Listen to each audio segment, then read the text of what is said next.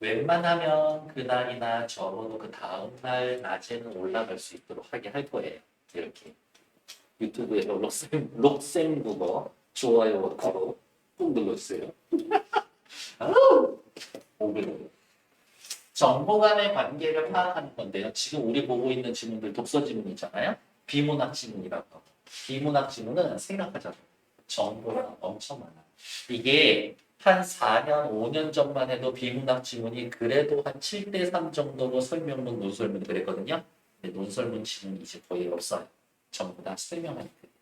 이렇게 생각하면 돼. 설명하는 글이다. 설명문의 목적이 뭔데? 설명을 통한 이해가 목적이야. 너네는 이런 이야기를 들어본 적이 없을 거야. 하지만 내가 그 얘기를 지금 해줄게. 그렇게 어렵지 않거든? 이해할 수 있어? 네. 그러면 내가 한번 물어봐도 될까? 그 차원이라고 생각하시면 돼요. 그러니까 이렇게 생각하자고. 다 처음 보는 지문이다. 네, 처음 보지만 이해는 못할 수 있어. 하지만 문제는 맞출 수 있다고 생각해야지. 저도 그렇거든요. 고3 모의고사 보면 문학은 내가 알고 있었던 지문들, 작품들이 한 5, 60%, 한 70% 정도까지는 돼. 한 번쯤은 봤었던 지문들이. 근데 독서 지문은 나도 다 처음 보는 거야. 대신에 거기에 나온 개념은 배경 지식으로 있지. 그래서 여러분들은 수능을 목표로 한다. 수능을 본다. 라고 하면 독서 지문을 볼 때 그 지문을 보고 여기에 나와 있었던 문제들을 꼼꼼히 보는 게 아니라 배경 지식을 쌓는다고 생각하는 거예요. 이게 다 배경 지식. 어릴 때 과학 동안 이런 책들 좀 봤었나? 그게 다 배경 지식이 되는 거잖아. Y 시리즈, 후 시리즈 이게 배경 지식이 되는 거. 그거 본다고 이 지문이 다 이해가 되나? 안 되지. 근데 헤겔, 후설, 뭐 누구 철학자들 데카르트 이런 얘기 나오면 아 얘네가 뭐라고 얘기했었는지 대충 한두 문장은 들어본 적이 있어. 그러면 그 지문 되게 쉽다. 정보가 촘촘히 얽혀져 있기 때문에 그 정보를 어떻게 찾아내느냐. 어떻게 찾아내느냐는 아 이게 되게 뜬구름 잡는 얘기고 야 그게 뭐냐라고 하겠지만 읽다 보면 감이 올 때가 있어. 근데 그 감을 찾는 제일 좋은 방법은 한 단락 끝나고 나오면 다음 단락에 무슨 얘기가 나오겠지라고 예상하고 있는 거야. 처음에는 그 예상이 틀리겠지. 근데 어느 순간부터 내가 생각한 대로 글이 흘러가고 있어요. 그러면 내가 생각한 대로 글이 흘러가고 있다라는 건 내 머릿속에 그 글이, 그 지문의 구조가 잡혀 있는 거야. 단어도 설명하고 물어봤어? 그럼 그거에 대해 대답을 해줘야 되겠지? 이거에는 뭐뭐와 뭐뭐가 있다. 어머 분류를 썼네? 좋은 글이니까 지문에 나온 것. 뭐뭐와 뭐뭐로 나눌 수 있어. 그러면 얘 특징에 대해서 얘기하고 얘 특징에 대해서 얘기할 거야. 근데 얘네도 이 비슷한 점 얘기할 거야? 아니야. 반대 상황 얘기할 거야. 이거 얘기를 하면서 그 단락 안에서 이거의 단점을 얘기를 했어. 그러면 다음 단락은 뭐야? 이거의 특징, 이거의 단점 이렇게 나올 거라. 그거를 예상하면서 어디에 밑줄을 그릴지 고민하면서 얘가 순간순간 판단하면서. 아 어떻게 판단해요? 그래서 문제를 먼저 읽어보는 거지. 정보가 촘촘히 이어져 있기 때문에 글 전체의 화제와 중심 정보에서부터 시작한 세부 정보들이 나오는데 우리가 해야 할 일은 1번 중심 화제와 중심 정보를 파악하고 세부 정보 사이의 관계를 파악하라. 근데 세부 정보 사이의 관계는 뭐에 주목을 하라? 대조에 의해서 생각하라. 여러분들이 지금까지 읽은 비문학 지문에 대조 없는 지문은 단 하나도 없어요. 정말 단 하나도 없어요. 그러니까 대조에 확실히 주의하라. 과학기술 같은 경우에는 인과관계, 실험을 해서 어떤 결과가 나와 그 과정에 관한 것들은 꼭 주목을 해라. 라는 것들. 답이 없어. 자꾸 문제 풀어봐야 해요. 지문을 보고. 근데 그것만 나랑 약속해주면 돼. 다음 단락에 뭐가 나올지 예상하면서 읽겠다. 그 정도는 좀 확인을 해주시라. 그래서 여기 이렇게 나와 있는 102페이지 이거 그냥 읽어보시면 돼요. 103페이지도 읽어보시면 되지. 이제 문제 지문 나오니까 얘네들 한번 확인해 보도록 할게요. 뒤에 나와 있는 것들 얘네들 꼽사리 문제니까 일단 얘네들은 그냥 바로 한번 들어가도록 할게요. 시작합시다. 인간은 흔히 망각의 동물이라고 한다. 망각이란 단어 뜻 설명해 주죠. 첫 번째 단락에서 단어 뜻 설명해 무조건 중요하다. 망각이란 기억과 반대되는 개념으로 일종의 기억 실패에 해당합니다.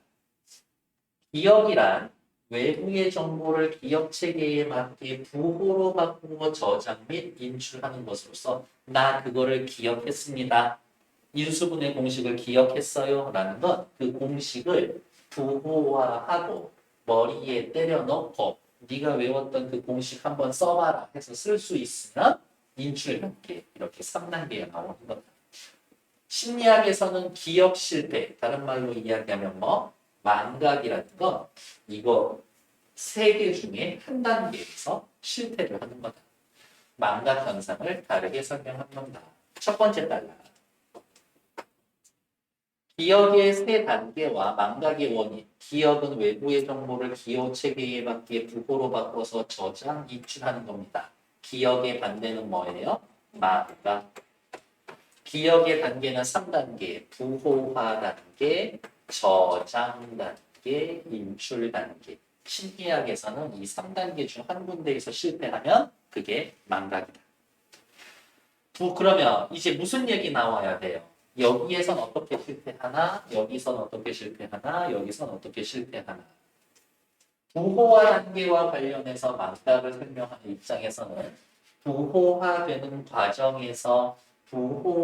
과정에서 생략되거나 왜곡되어서 망각이 일어난다고 본다. 내 머릿속에 때려넣기 전에 때려넣기 쉽게 바꾸어야 되는데 바꾸지를 못했다. 부호화란 또 단어 설명해 주죠. 외부 정보를 기억 체계에 맞게 변화하는 과정으로 부호에는 의문부호와 의미부호가 있습니다. 뭐해? 분류하고 있지. 그러면 다음 문장 뭐 나와야 돼? 의문부호는 뭐다? 의미부호는 뭐다라고 얘기해줘야지. 의문부호는 외부 정보가 발음될 때 나는 소리에 초점을 둔 거고 의미부호는 외부 정보의 의미에 초점을 둔 것이다. 가령 8255라는 숫자를 부호화할 때 8255라고 소리로 하면 의문부호, 빨리 오시오, 빨리 오오와 같이 의미로 부호하면 의미부호다. 되게 뜬금없는 얘기지만 저희 한번 전화번호 혹시 알아요? 모르겠어요. 알려드릴게요. 503에 9509예요. 9509. 국어 되게 신경 썼어요. 어서 오세요. 국어 그래서 국어. 그래서 우리나라에 치과 있지. 치과 전화번호는 거의 대부분 2875야. 2875. 전화번호 신청할 때 뒷번호 내가 고를 수 있거든. 앞에 3자리는 못 골라. 여러분들 돌아다니다가 치과 번호 한번 보세요. 진짜 2875. 거의 다. 그 다음 됐고 의미부호는 자 보세요. 의미부호는 계속 밑줄이고 의미부호는 꼬불꼬불이잖아요. 의미부호는 외부 정보가 갖는 의미에 집중해서 부호화하는 거라 의문부호에 비해 정교화가 잘 일어난다. 정교화란 외부 정보를 배경 지식이나 상황 맥락 등의 부가 정보와 밀접하게 연결시키는 것이다. 부호화 단계에서 망각을 설명하는 학자들은 정교화가 잘 되면 유리하다, 망각이 일어나지 않는다. 옆에 정리된 거 볼게요. 부호화 단계와 관련하여 망각을 설명하는 사람들. 망각은 외부 정보가 부호화되는 과정 중 정보의 일부가 뭐 되거나 생략되거나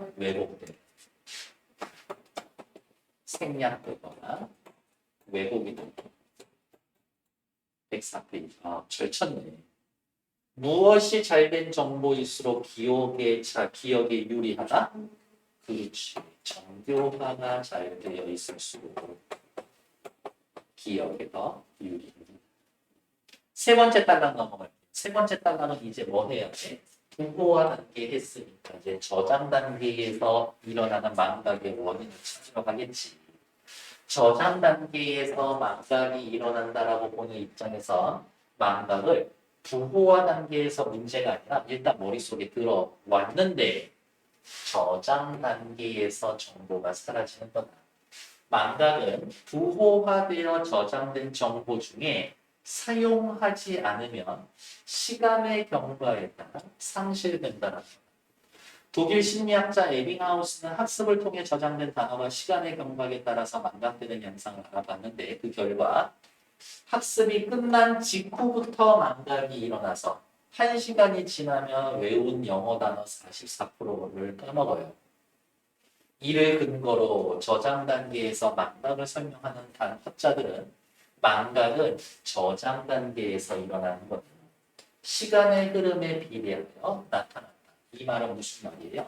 시간이 많이 흐르면 흐를수록 망각이 되는 양도 많아진다. 이거겠지. 학습 직후에 복습을 해야 효과가 높다는 걸 강조한다. 그러니까 학교 끝나고 나면 그날 배운 거 그날 복습하라고 라는 잔소리를 듣는 이유는 누구 때문이다? 얘 때문이다. 복습하라고 해서 하기 싫은데 자꾸 하라고 선생님들이 잔소리를 한다? 속으로 에빙하우스 씨 욕하면 된다. 이런 얘기지.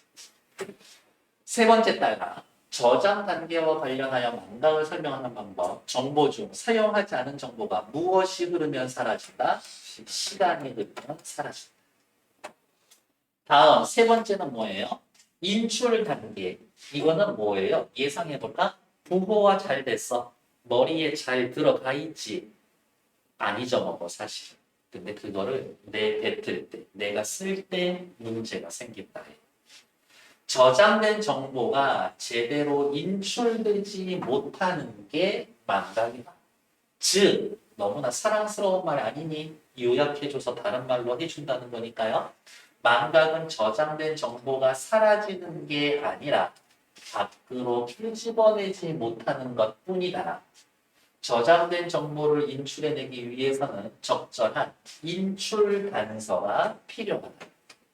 일반적으로 저장된 정보와 인출 단어가 밀접할 경우 인출이 잘 되지만 그렇지 않으면 인출 실패로 망각이 일어날 가능성이 크다. 예를 들어서 단어 외우기 한 다음에 아까 봤었던 기억, 바깥에 있었던 단어들 얘기해봐. 그 뭐였지? 쉽게 이야기합시다. 그 단어를 끄집어내느냐 힌트 같은 거예요. 사랑이란 단어를 인출하려면 의미상 연관이 큰 애인이라는 단어를 인출 단어로 사용하면 인출이 잘 되지만 이 단어를 떠올리는데 힌트로 책상을 준다? 책상을 사랑하는 거 너무 좀 변태 같은데 인출이 잘 되지 않는다.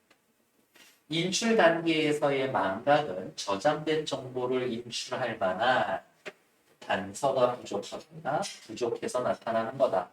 아무리 시간이 흘러도 적절한 인출 단서만 주면 정보가 떠오를 수가 있다. 시간이 엄청 중요하다. 시간 중요하지. 뭐가 중요하다? 인출 단어가 중요하다. 인출 단계와 관련해서 망각을 설명하는 입장. 저장된 정보가 제대로 인출되지 못하는 거다. 적절한 무엇을 주면 인출. 그렇지. 인출 단어였었나? 그치. 인출 단서였었죠. 인출 단서가 제시되면 기억이 가능해집니다. 다음 페이지 확인해 볼게요. 기억, 니은, 디귿에 대한 이해로 적절한 것을 확인해 볼까요? 기억, 니은, 디귿. 기억이 뭐였어서 각 단계에 대해서 이야기를 하는 거죠? 그쵸. 부호화 뭐 이런 거지. 생략 정보를 기억할 때 생략되거나 왜곡되는 정보가 있을 수 있다. 이거는 기억, 니은, 디귿 중에 누구? 기억에만 해당되죠. 니은과 디귿은 정보를 저장한 후 그것을 사용하는지 안 하는지 다른 말로 이야기하면 뭐 시간 내에 그것을 써보냐 안 써보냐 이 얘기인 거죠. 그러니까 니은에만 해당되는 거겠지. 기억은 니은과 달리 저장이고 시간이 얼마나 시간이 중요한 건 기억이 아니라 니은 얘기죠. 니은은 디귿과 달리 시간이 흘러도 저장된 정보가 없어지지 않는다. 시간하고는 상관이 없다는 니은이 아니라 디귿이지. 정보의 사용 여부가 아니라 떠올리는 방식, 인출 단서를 뭐를 주느냐가 중요하다. 디귿은 그렇죠. 그러니까 답은 5번으로 되겠죠. 됐고 옆에 요 문제도 하나 볼게요. 의문부호와 의미부호. 의문부호 아까 뭐 하면 돼요? 8255. 의미부호 빨리 오고. 이거 떠올리시면 되죠? 의문부호는 정보를 배경 지식이나 맥락에 따라 수정한 거다? 아니, 얘는 소리 나는 대로만 쓴 거지. 의문부호는 외부 정보를 그것에서 연상되는 의미로 하는 건 말 그대로 의미부호죠. 의미부호는 외부 정보를 기억 체계에 맞게 변환하는 데 필요한 부가 정보다 괜찮지. 의문부호와 달리 의미부호는 망각되지 않는다고요? 아니요. 망각돼요. 얘가 더 잘 부호화할 뿐이지. 의미부호는 의문부호에 비해 정교화가 잘 이루어진다. 잠깐만. 의문부호에 비해 정교화. 이거 정교화 잘 이루어지는데 나쁘지 않은데? 아, 의미부호가 부가 정보는 아니지. 얘가 본 정보죠. 죄송해요. 그래서 3번 말고 5번이 제일 맞겠어. 정교화가 잘 이루어진다. 다음 페이지. 사진 이야기랑 예술 지문 이야기거든요. 자, 그냥 전체적으로 살펴보면 고상과였었네. 지문 영역은 예술이었었는데 요즘에는 그냥 인문 예술을 같이 묶여서 나오고 주제 통합으로 같이 나올 거예요. 예술 영역에서의 제일 많이 나오는 영역은 미술입니다. 그 다음에요. 음악, 무용. 사실 따지면 문학도 예술에 들어가거든요. 근데 문학은 기본적으로 우리 따로 영역이 있으니까 그 다음에 또 많이 나오는 게 영화 얘기 많이 나오죠. 사진 얘기 많이 나오고 그 다음에 만화, 애니메이션 이런 얘기 많이 나오고요. 의외로 건축에 관련된 부분 있죠. 얘네들이 예술로 많이 들어갑니다. 그래서 누가 뭐래도 이 영역이 제일 많고 나머지 영역들 고만고만하지만 최근 추세에는 영화와 건축에 대한 지문 출제 빈도가 높아지고 있다. 그 다음 음악 관련된 것들 있죠. 이 음악 관련된 것들은 정말 정보를 쏟아서 줘준다. 그래서 음악에 관련된 독서 지문이 나와서 중요해요라고 해서 밑줄 보면 이거 듣다 보면 다 듣고 있거든. 그래서 제가 그냥 쓰는 요령 같은 건 음악은 확실히 용어 설명이 많다. 이렇게. 그래서 용어를 설명하면 그 용어에다가만 동그라미 해놔야지 설명 부분에 밑줄 보면 이거 밑줄 다 긋게 된 거다. 라고 해서 동그라미 치면서 이게 몇 번째 단락에 있는지 정도만 기억하시면 됩니다. 물론 음악에 관련돼서 배경 지식이 많으면 사실은 상관은 없어요.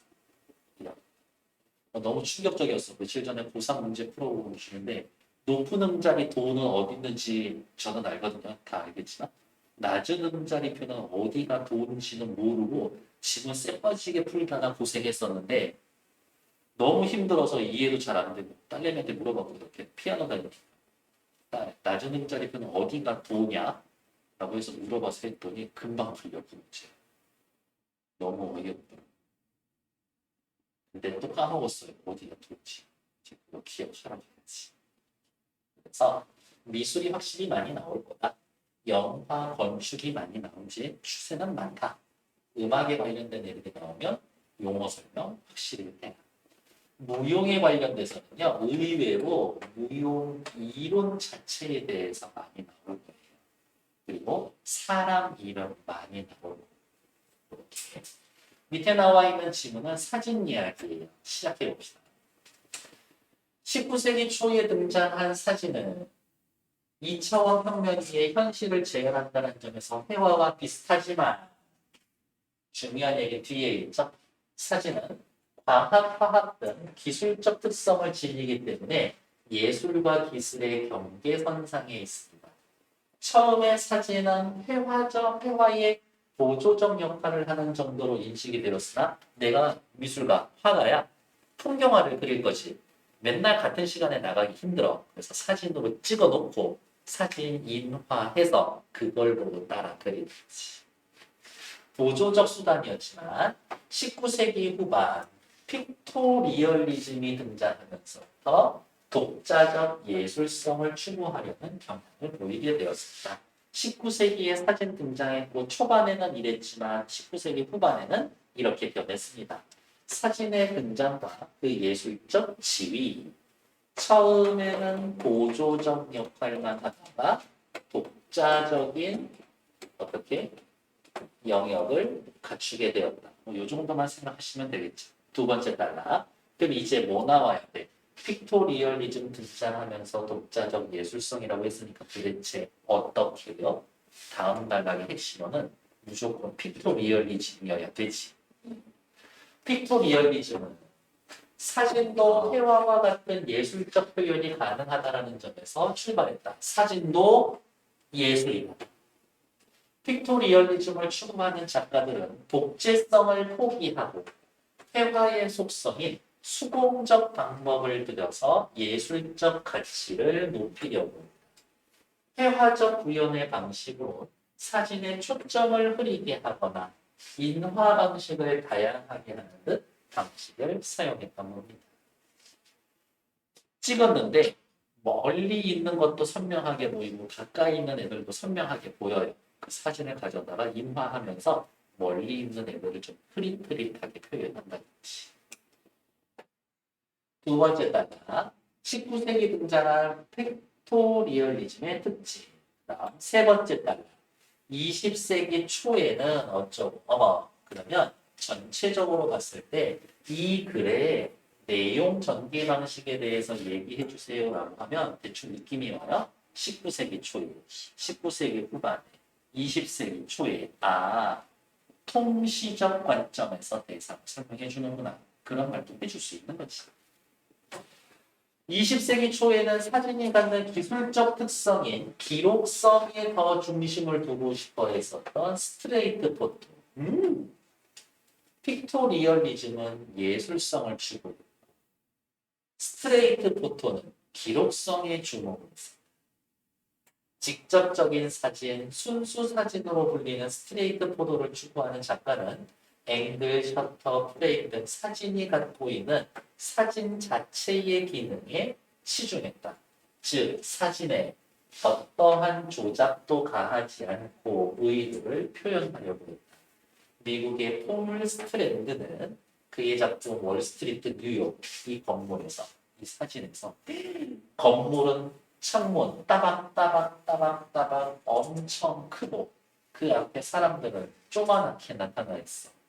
자본주의 거기 밑에서 일하는 사람들 얼마나 나약하고 작습니까? 이야기하고 싶은 것 같아요. 프레임 설정만으로 자본주의의 부정적 속성을 드러내고 있습니다. 자본주의의 부정적 속성을 드러내는 그 대형 직사각형 창이 있는 육중한 석조 건물, 출근하는 왜소한 사람들의 모습을 터서 자본주의 논리에 작아지는 사람들을 표현한 겁니다. 20세기 초, 그러네. 진짜 또 20세기 후반에 들어서면서 디지털 기술을 통해 보다 다양한 표현이 가능해짐으로써 디지털 픽토리얼리즘이 등장했습니다. 픽토리얼리즘 앞에 여기 있었는데 얘네하고 뭔가 비슷한가? 그런데 얘는 그냥 픽토리얼리즘, 얘는 디지털 픽토리얼리즘. 그러면 픽토리얼리즘하고 얘하고의 공통점, 차이점 찾으러 가야지 생각하면서 읽어야겠죠. 디지털 기술은 이미지 합성, 변조, 실제하지 않는 대양, 구성원 등 다양한 표현이 가능했고 디지털 기술은 다양한 표현이 가능하고 이러한 가능성으로 인해 작가는 자신들의 주제의식을 효과적으로 표현할 수 있게 되었습니다. 단순히 보자면 차이가 없어 보이지만 주제의식을 더 자유롭게 표현할 수 있게 되었다는 점, 새로운 예술 가능성을 발견했다. 그래서 얘가 꼬불꼬불 밑줄 그어놓은 게 픽토리얼리즘과의 차이점이니까 중요한 구조. 시작해 봅시다. 기업, 사진의 예술성에 대한 관점. 기업은 누구예요? 기업. 픽토리얼리즘. 픽토리얼리즘은 무엇에 예술적 표현. 사진의 예술적 표현을 지향한 거죠. 사진. 특징. 사진에 무엇을 포기했어요? 픽토리얼이죠. 복제성을 포기했다라고 그랬어요. 복제성을 포기하고 초점을 흐릿하게 하거나 인화 방식을 다양하게 했습니다. 니을, 스트레이트 포토, 사진에 무엇을 중요시 여겼어요? 기록성에 더 중심을 두었죠. 기록성에 중심을 두었습니다. 사진 고유한 기능에 치중했고요. 사진에 무엇을 하지 않았어? 조작도 가하지 않고 어떠한 조작도 하지 않았습니다. 디귿은요. 디지털 픽토리얼리즘이죠. 저기 있는 부분. 디지털 픽토리얼리즘은 무엇을 통해 다양한 표현이 가능해졌어요? 디지털 기술을 통해서. 디지털 기술을 통해서 다양한 표현이 가능했습니다. 이미지에 뭐뭐뭐가 가능했을까? 합성, 변조. 실제 하지 않는 대상을 구현할 수 있었다. 특징은 무엇과 유사하나 작가의 주제를 조금 더 자유롭게 표현할 수 있었다. 픽토리얼리즘과 유사했었지만 어쩌고 저쩌고 됐어요. 고3 거지만 어려운 지문은 아니었어요. 두 문제 푸시는데 딱 2분만 되겠어요.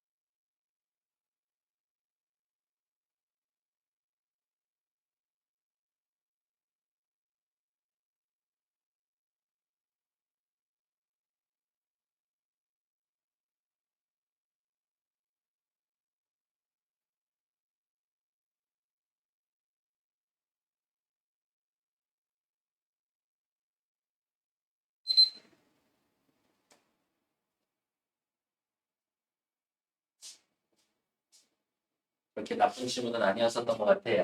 확인해 볼게요.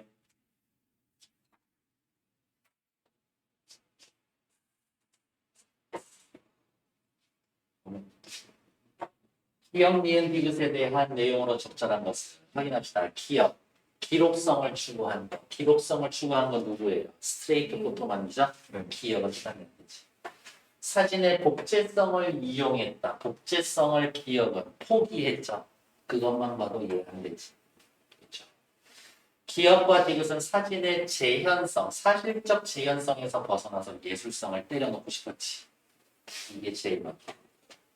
니은 디귿은 합성된 이미지를 사진에 표현했다. 합성된 거 쓰는 건 디귿에서만 썼죠.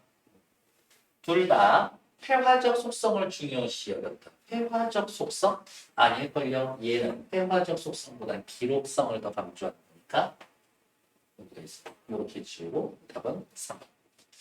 밑에 거 2번 보러 갈게요. A와 B에 대한 이해로 가장 적절한 것은 A 뭔데요? A는 사진이고 B는 회화. A는 사진이고 B는 회화예요.